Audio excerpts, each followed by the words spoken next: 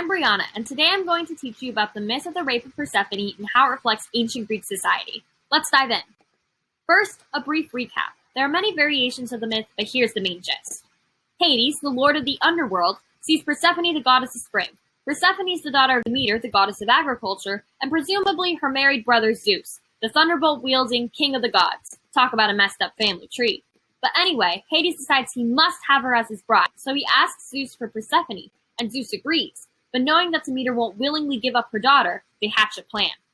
Later on, as Persephone is playing with her nymph friends on Earth, she wanders away from them to pick flowers. While she's alone, she stumbles across a beautiful bloom called a narcissus and picks it. But what she doesn't realize is that this flower has been planted, pun intended, by Zeus so that Hades can abduct her easily. So out of the hole in the ground comes Hades in his chariot. He grabs her even as she's unwilling and calls for help, and takes her down to the underworld. Not good. Demeter hears Persephone's cry and is heartbroken but doesn't know what happened. She got to the scene of the crime too late. So in grief, she wanders the earth for 9 days searching for her daughter.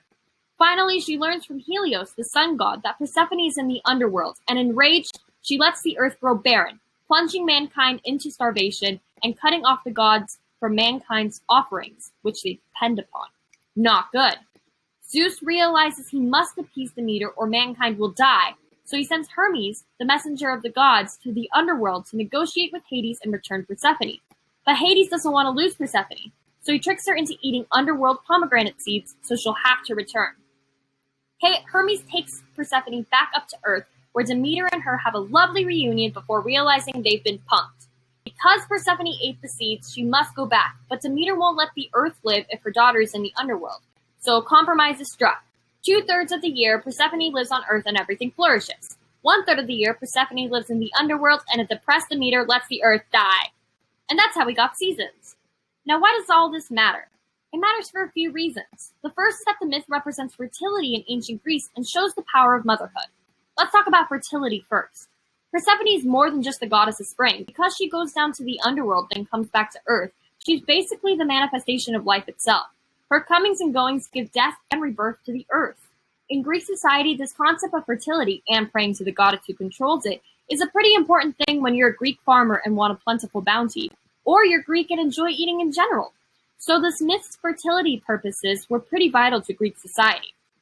But maybe even more important is looking at why this death and rebirth happens in the first place.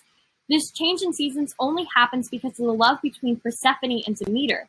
Demeter loves her daughter so deeply that in the Homeric hymn of Demeter, which tells the original story of the rape of Persephone, when Persephone is taken, it's stated that Demeter's heart seemed to split. Persephone going down to the underworld is basically the divine equivalent of her dying, because Demeter can't follow her there. It's most important to note here that in theory, Demeter doesn't have to rescue Persephone. She could have accepted Zeus's actions and moved on. But because of how profoundly she loves Persephone, she defies the wills of Zeus and Hades, two of the most powerful gods. Their mother-daughter bond gives them the strength to broker a compromise with Olympians. What's more, Demeter's loyalty and love for her daughter are uniquely and distinctly human qualities. The average fidelity amongst gods is not very high. Motherhood is such a powerful bond that it inspires human-level loyalty and grief in divine beings. The deep connection between Persephone and Demeter reflects the bond between traditional Greek mothers and daughters in society. Greek mothers taught and took care of their daughters until marriage, so they had a very close bond. In the story, the same principle applies. Demeter takes care of Persephone until her forced marriage. Secondly, the myth matters because it represents marriage and demonstrates the role of ancient Greek fathers in nuptials. Let's start with marriage. The myth not only symbolizes matrimony, but alludes to Greek marriage rituals throughout. The flowers picked by Persephone allude to the flowers used to decorate brides, which represent girlhood and virginity. And the eating of the pomegranate alludes to the ancient Greek ritual in which a bride is given fruit and nuts to eat upon arrival at a groom's residence. But perhaps the most important function of this theme of marriage is its reflection of the role fathers play in nuptials. Ancient Greek marriages were traditionally prearranged and agreed upon by a bride's father and the groom. Neither the mother nor the daughter played an active role in the arrangement of nuptials, even though it was a life-changing arrangement for the daughter. The same practice is shown in the myth. Zeus grants Hades permission to abduct and marry Persephone, not only as the king of the gods, but as required by a Greek father. His consent legitimizes the marriage by Greek standards, even without the permission or input of Demeter and Persephone. This solely male decision-making is reflected in the Homeric hymn as well, as in the verses, male deities like Helios and Hades use the vocabulary and imagery of marriage, but Persephone and Demeter do not. Persephone and Demeter's lack of self-determination brings us to our final reason why the myth matters.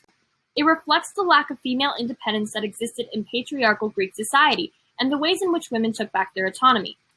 Ancient Greece was a predominantly patriarchal society. Persephone's fate is mostly dictated by men. Zeus and Hades do everything without Persephone or Demeter's consent, and then simply expect them to accept these life-altering decisions. Yet this myth also shows the power struggle that existed between men and women in Greek society. Greek women could not directly enter male-dominated spheres. It was not accepted, so they had to learn how to brandish the limited power they had. Demeter is the best example of this principle. She can't simply march into the underworld to retrieve her daughter, so she plays it smart and blackmails the gods.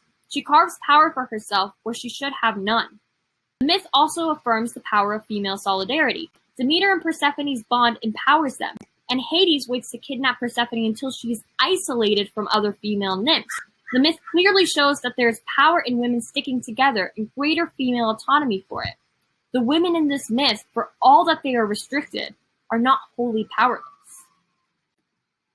Thank you so much for watching my video. Hopefully you enjoyed it and it taught you something new.